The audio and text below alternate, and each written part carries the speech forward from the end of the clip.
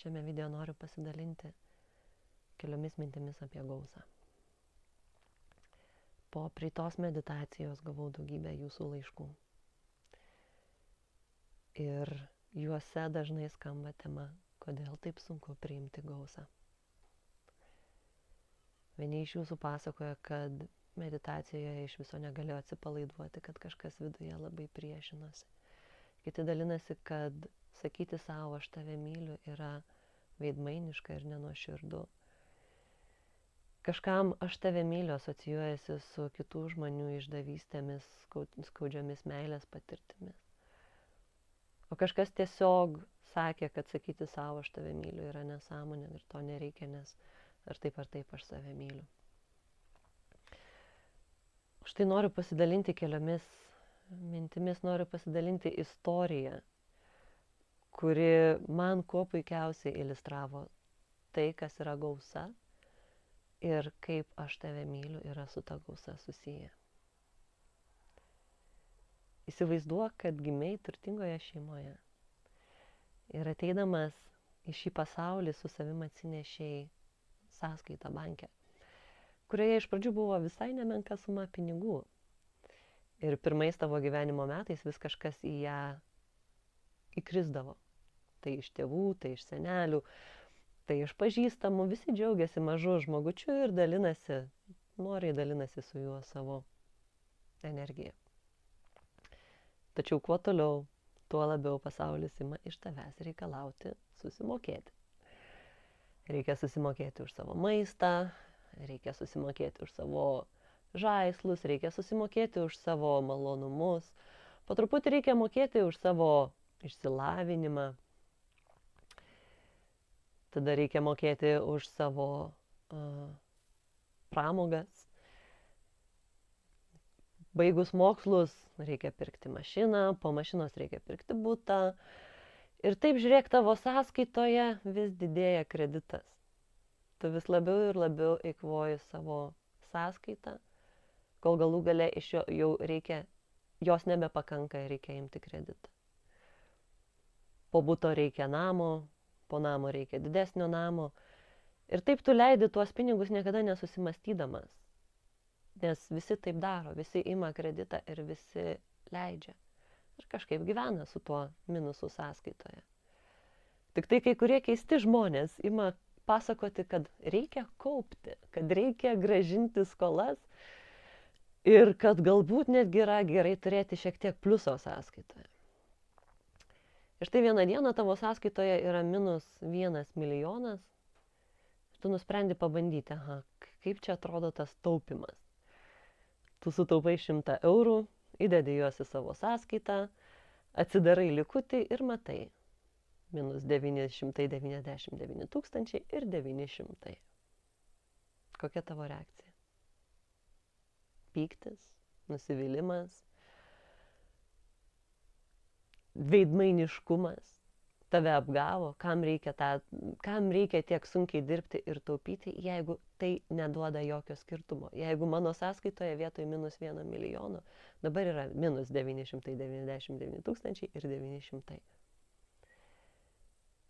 Ir labai panašiai yra ir su mūsų vidinė gausa.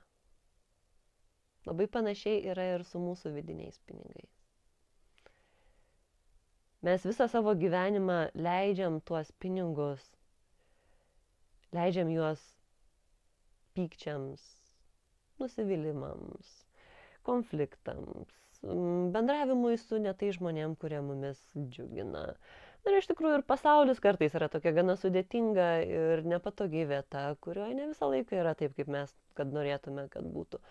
Ir mes to savo vidinius pinigėlius leidžiam ir net nesusimastom, kad viduje tuštėjam. Ir tada kažkas sako, o pabandyk užpildyti tą vidinę tuštumą. O pabandyk pasakyti, aš tave myliu pačiam savo. Žinoma, galima tą padaryti paviršutiniškai, pasakyti jo, aš ir taip save myliu, bet meditacija yra toks dalykas, kuriame nuo savęs nepasislėpsi. Už tai tie, kurie meditacijoje priėjote iki tos vietos, kur pajutote, jog svyra rankos, kur pajutote, jog tai yra sunku, kur pajutote, koks didžiulis darbas jūsų laukia, norint užpildyti tą tuštumą. Sveikinu, jūs padarėte didelį darbą. Žinoma, galima nusispjauti ir net nebebandyti tos sąskaitos pildyti. Toliau gyventi, eikvoti energiją, kažkaip visi taip gyvena. Bet manau, kad jūs bandėt meditaciją ne tam. Jeigu atėjote iki meditacijos, vadinasi, suprantat, kad galima gyventi kitaip. Kad galima pildyti savo sąskaitą, vidinę sąskaitą. Ir ji pildosi būtent per aš tave myliu. Nuo vieno aš tave myliu niekas nepasikeis. Nuo 10 šiek tiek. Nuo 100 nuoširdžių aš tave myliu.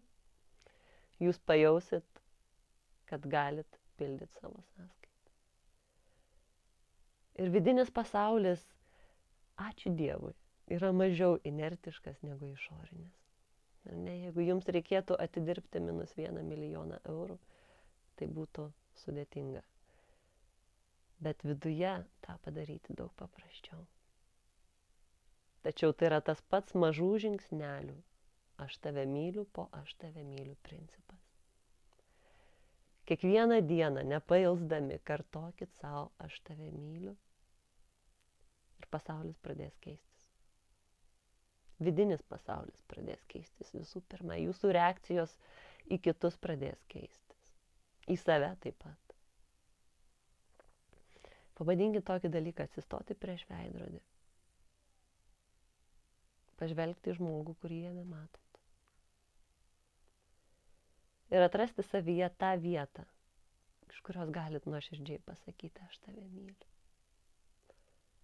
Kokia bebūtų tavo nosis, kokia bebūtų tavo dantys, kokia bebūtų tavo oda ar plaukų spalva, aš tave myliu. Atrask tą vietą savyje. Ir pajausi gausą. Nes tai ir yra gausos, vidinės gausos šaltinis. Tie aš tave myliu. Vidinė meilės, vidinė sielos erdvė. Tai ir yra šaltinis tavo gausos. Todėl aš tiesiu šitą nepatogią, nesmagę, sudėtingą, nes iš tikrųjų labai naudinga gausos tema. Ir jeigu tęsite tas meditacijas kartu, pamatysi, kad